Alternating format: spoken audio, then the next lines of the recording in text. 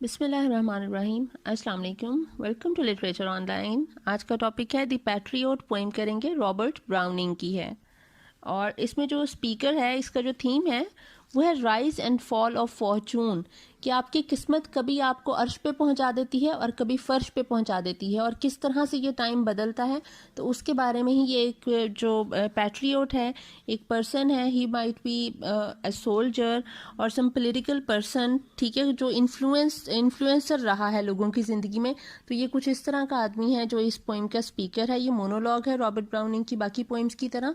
वो अपनी बात कर रहा है कि पहले, आज से 1 साल पहले क्या था और अब क्या हो रहा है, मतलब वक्त किस तरह 1 साल में बदल गया और कितना ज़्यादा बदल गया। So it's a rise and fall of Fortune, ठीक है। वो स्टार्ट करता है, it was roses roses all the way, कि हर जगह पे फूल बिखरे हुए, गुलाब के फूल बिखरे हुए, with Martel mixed in my path like mad. और उन रोजेस के साथ, गुलाब के फूलों के साथ, एक बहुत ही, ये मार्टेल भी एक फूल का नाम है, बहुत ही प्यारी खुशबू होती है इसकी, वो भी इसके साथ लोगों ने मतलब बिछाया हुआ है। इसके रास्ते में फूलों का फर्श बनाया हुआ है, इतने ज़्यादा फूल इस पे निछावर किए गए हैं। ये जो फूल हैं मार्टेल और रोजेस, ये हैं symbol of purity and symbol of generosity, ठीक है, इनोसेंस का सिंबल है। लाइक मैट का मतलब है बेतहाशा फूल उसके रास्ते में बिछे हुए हैं। The house roof seem to heavy and sway, और लोग छतों पे, जो घरों की छतों हैं वो भरी हुई हैं लोगों से। हैवी एंड स्वे कि मतलब लोगों के घरों की छतें भरी हुई हैं, लोग उसको देखने के लिए वहां पे आए हुए हैं और वो जिस तरह झूम रहे हैं, स्वे कर रहे हैं। The church spires flamed such flags they had, और जो चर्च के स्पायर्स कहते हैं टॉवर्स को, टॉवर्स कहेंगे स्ट्रेंथ को और होप को, ठीक है। ये सिंबलाइज करें यहाँ पे इसकी स्ट्रेंथ एंड होप, इसकी स्पीकर की जो पैट्रियट है, ठीक है, मतलब जो पैट्रियट होता है जो नेशन को बहुत ज़्यादा प्यार करता है, अपनी कौम से, अपनी मुल्क से बहुत ज़्यादा मोहब्बत करने वाले को पैट्रियट कहते हैं। और पैट्रियट सोल्जर्स होते हैं, एक आम आदमी भी पैट्रियट हो सकता है, लेकिन सोल्जर सबसे ज़्यादा पैट्रियोटिक होते हैं, ठीक है।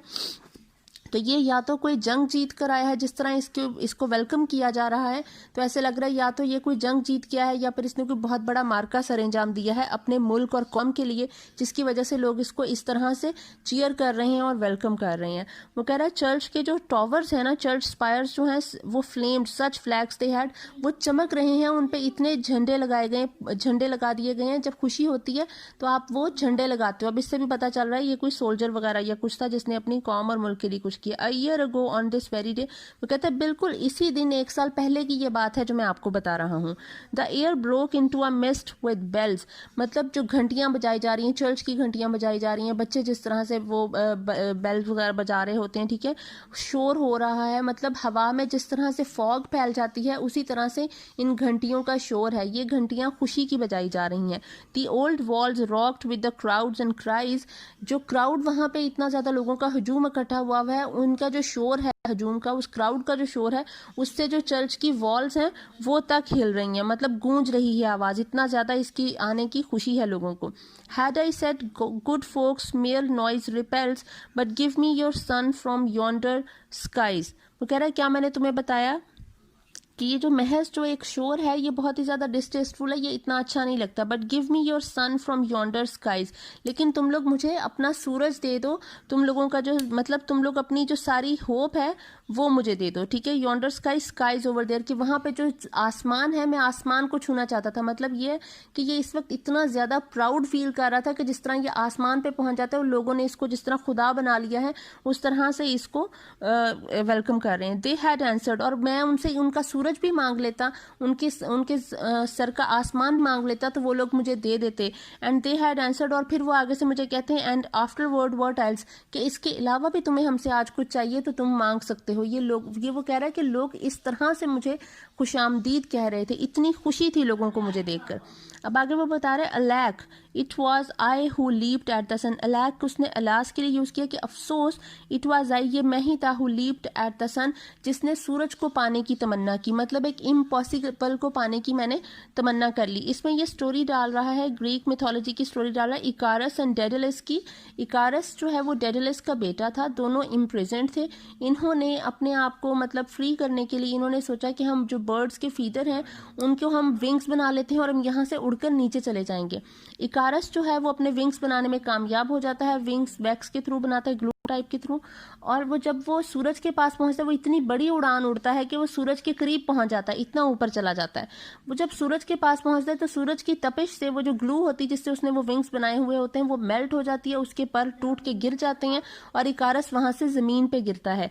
ये इसने उस मिथोलॉजी का रेफरेंस लिया कि आई लीप्ड एट द सन, मैं ही था जो पागलों की तरह इकारस की तरह मैं सूरज की तरफ को मैंने उड़ान भर ली।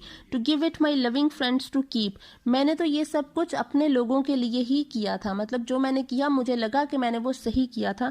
Not man could do have I left under, not man could do have कि इंसान के बस में जो कुछ होता है मैंने अपनी तरफ से अपनी पूरी कोशिश की हर उस चीज के लिए। हैव आई लेफ्ट अनडन, मुझे नहीं लगता कि मैंने कोई भी चीज अनफिनिश्ड छोड़ी हो, मैंने सब कुछ अपना काम खत्म किया। And you see my harvest, और अब तुम हार्वेस्ट मेरी देख रहे हो, मेरा कारमा देख रहे हो कि मेरे साथ अब क्या सलूक हो रहा है। जब फसल को बोया जाता है तो उसके बाद हार्वेस्ट के वक्त उसकी कटाई होती है और इस वक्त जो मेरा एंड हो रहा है वो तुम्हारे सामने है। What I reap this very day, जो मैं आज अपना पाऊंगा, मतलब जो मेरा कारमा होगा। Now a year is run, जबकि एक साल अब गुजर चुका है, मतलब वो जो पुराना वक्त था और इस वक्त में कितना तजाद है। There is nobody on the house tops now, वो कह रहा है अब भी मैं उन्हीं गलियों से गुजर रहा हूँ, लेकिन अब मेरे वेलकम करने के लिए, मुझे देखने के लिए घरों की छत पे कोई इकट्ठा नहीं हुआ। Just a placid few at the windows set, सिर्फ वो बूढ़े, वो पैल्सीड कहते हैं जिनको पैरालिसिस हो गया होता है, जो मूव नहीं कर सकते, मतलब वो बूढ़े लोग जिनको लोग कहीं ले जा नहीं सकते थे, वो सिर्फ अपनी विंडो पे बैठ जाते हैं, क्योंकि उनको कहीं कोई ले जाया नहीं जाता, तो वो बेचारे विंडो पे बैठ के सारा दिन इर्द गिर्द के तमाशा देखते रहते हैं और यही उनकी लाइफ रह जाती है। तो बस वही अब खिड़कियों पे बैठे हुए पैल्सीड लोग ना। For the best of the site is, क्योंकि जो अच्छा नज़ारा है, कि अब ये बता रहा है कि लोग कहाँ इकट्ठे हुए हैं, यहाँ गलियों में लोग क्यों नहीं है। Is all allow every one, जो है हर कोई है, एट द शैम्बल्स गेट, हर कोई शैम्बल के गेट पे इकट्ठा हुआ है, जो सिटी का गेट होता है जहाँ पे एग्जीक्यूशन होनी है, हर कोई वहाँ इकट्ठा हुआ है, इसलिए अभी गलियों में कोई भी नहीं है। और better yet by the very scaffold foot, या फिर वो वहाँ जमा होंगे जहाँ पे एग्जीक्यूशन का काम होना है। स्कैफल्ड कहते हैं एक ऐसा एलिवेटेड प्लेटफॉर्म जहाँ पे जो है वो हैंग किया जाता है, ठीक है, फांसी दी जाती है, वो थोड़ा सा तख्त सा बनाया हुआ होता है ना, एलिवेटेड प्लेटफॉर्म होता है, वहाँ पे वो उन्होंने वो रस्सी और वो पिलर से लगाए हुए होते हैं जिसपे उसको बांध देना होता है, ठीक है, फांसी देनी होती है, हैंग करना होता है। या फिर वो उस स्कैफल्ड फुट जो है, उस प्लेटफॉर्म जो है, उसके इर्द गिर्द लोग इकट्ठे हुए होंगे। आई ट्रो, जहाँ मैंने जाना है। आई गो इन द रेन, बारिश हो रही है और मैं जा रहा हूँ। And more than needs a rope cuts both my wrist behind, मैं मतलब वहाँ जा रहा हूँ और मेरे हाथ पीछे को बांधे हुए हैं, इतनी ज़ोर से ये रस्सी मेरे हाथों को बांधे हुए हैं कि मेरी जो रिस्ट है, मेरी जो कलाइयाँ हैं वो कट रही हैं उससे। एंड आई थिंक, और मुझे लग रहा है, बाय द फील, मैं महसूस कर सकता हूँ, माई फोरहेड ब्लीड्स, कि मेरे माथे से शायद खून निकल रहा है मेरे सर से। फॉर दे फ्लिंग का मतलब होता है फेंकना, क्योंकि वो फेंक रहे हैं शायद। हुएवर हैज़ अ माइंड, जिनके भी दिमाग काम करते हैं, मतलब जो भी अक्लमंद लोग हैं जिनको पता है कि मुझसे क्या गलती हुई है, वो फेंक रहे हैं। Stone at me for my years misdeeds, वो मुझ पे पत्थर फेंक रहे हैं मेरे इस पूरे साल में जो मैंने मिसडीड्स की, जो भी इवल डीड्स की, उसके लिए वो मुझ पे पत्थर फेंक रहे हैं। इसमें वो बता रहा है कहाँ उसके रास्ते में फूल बिछाए जा रहे थे, ये आयरनी है, और कहाँ आज पत्थर फेंके जा रहे हैं, कहाँ लोग छतों पे इकट्ठे हो रहे थे और आज उसको देखने के लिए कोई यहाँ मौजूद ही नहीं है, ठीक है, ये वो बता रहा है। वहाँ पे उस वक्त उसके लिए फ्लैग लगाए गए थे और आज रेन हो रही है तो उसको छाता देने के लिए कोई नहीं है वहाँ पे, ठीक है, ये आयरनी बता रहा है उस वक्त की कि एक साल में कितना कुछ बदल गया। दस आई एंटर्ड एंड दस आई गो, और इसलिए मैं बस अब जाता हूँ और दस आई गो और चला जाता हूँ। ये एंट्रेंस और एग्जिट ये बता रहा है, it is my entrance and exit from my position, from my life and from people's minds, ठीक है, हर एक जगह से जहाँ मैं आया था वहीं से मैं अब जा रहा हूँ। In such triumphs people have dropped down dead, कि मेरी जो ट्रायम्स थी, मतलब मैंने जो किया, अब ये यहाँ पे अपने आप को सही बता रहा है। पीछे उसने कहा मेरी मिसट्रीट्स की वजह से लोग मुझे पत्थर मार रहे हैं, अब वो कह रहा है ये मेरी ट्रायम्स थी, जो भी हुआ है ये मेरी फतह है, मैंने जो किया मैंने सही के लिए किया था, मुझे पता है कि आई वॉज राइट, ठीक है। पीपल हैव, लेकिन लोग मुझे क्या सजा दे रहे हैं कि वो मुझे मार देंगे, अब ड्रॉप डाउन डेड, मरने की सज़ा दे रहे हैं। दो पेड बाय द वर्ल्ड, ये सज़ा मुझे दुनिया ने दी है। व्हाट डज दो ओ मी, ठीक है, मतलब इनसे मेरा क्या लेना देना। व्हाट डज दो ओ मी, मैंने जो किया था मैंने सही किया था। गॉड माइट हैव क्वेश्चनड, खुदा भी आंसर क्वेश्चन कर सकता है, but now instead this god shall repel I am safer so, कि अल्लाह ताला, मुझे अल्लाह ताला पे यकीन है कि मैंने जो किया था मैंने सही किया था। और ये इनका मानना भी था ब्राउनिंग वगैरह का कि जब मतलब आपको दुनिया में इस किस्म की अगर आपको पनिशमेंट मिल जाती है तो इसका मतलब है आपके सिंस जो हैं वो अब ख़त्म हो चुके हैं, your sins have been washed, तो अब आप सीधा हेवन में ही जाओगे, अब आप हेल में नहीं जाओगे।